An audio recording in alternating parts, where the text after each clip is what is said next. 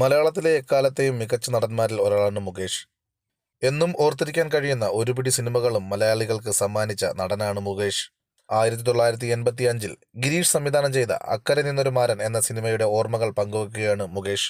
മണിയൻപിള്ള രാജു നായകവേഷത്തിലെത്തിയ ചിത്രത്തിൽ പവിത്രൻ എന്ന കഥാപാത്രമാണ് മുകേഷ് അവതരിപ്പിച്ചത്. ചിത്രത്തിൽ ശ്രീനിവാസൻ അറബിയുടെ വേഷത്തിൽ വന്നിരുന്ന സീൻ ഇന്നും ആളുകളെ ചിരിപ്പിക്കുന്ന ഒന്നാണ്. അന്ന് ആ സീൻ എടുക്കുന്ന സമയത്ത് ഇത്രയും കാലം കഴിഞ്ഞും ആളുകൾ ഓർത്തു ചിരിക്കുന്ന ഒരു സീനായി മാറും എന്ന് മുകേഷ് ഒരിക്കലും പ്രതീക്ഷിച്ചില്ല.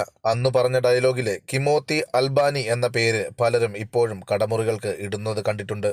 ഇന്നത്തെ പോലെ ആദ്യ ദിവസം തന്നെ റിവ്യൂ ചെയ്യുന്നവർ അന്നുണ്ടായിരുന്നെങ്കിൽ ആ സീനിലെ ലോജിക്കൊക്കെ നോക്കി ആ സീൻ എന്ത് കോമഡിയാണ് ഉള്ളതെന്ന് ചോദിക്കാൻ ചാൻസ് ഉണ്ടായിരുന്നു എന്നും മുകേഷ് പറയുന്നു.